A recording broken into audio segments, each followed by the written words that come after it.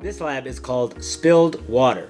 So in this lab, we're looking at Newton's second law, which is written as this equation to answer the question, why do all objects accelerate at the same rate regardless of mass?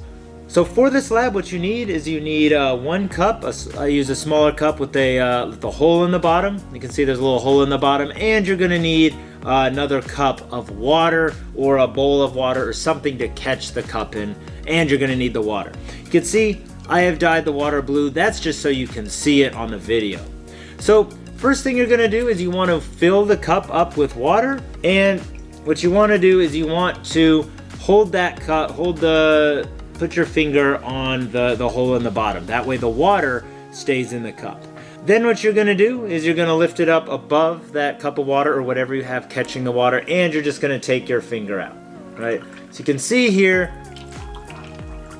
the water is draining from the cup, obviously, right? Gravity's pulling it out of the cup.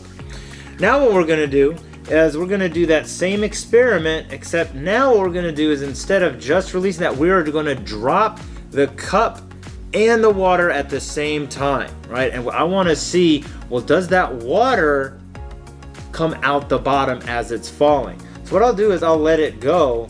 We have a little stream there, and then I'm gonna drop it, and we're gonna be able to see if that water still comes out the bottom as it's falling.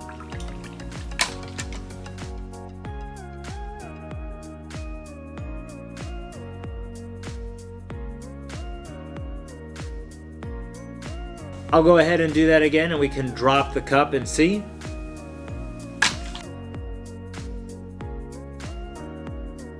So as you can see, as the cup was falling, the water was not falling out of the bottom. And I'll replay that in slow motion so we could see that a little bit clearer. Now the question is why? Why is it that when the cup is falling with the water in it, with the hole in the bottom, why doesn't the water fall out the bottom as it's falling? Why is the water in the cup accelerating at the same rate? So in order to answer that, we need to look at Newton's second law of motion, which is the acceleration is the ratio of net force to mass.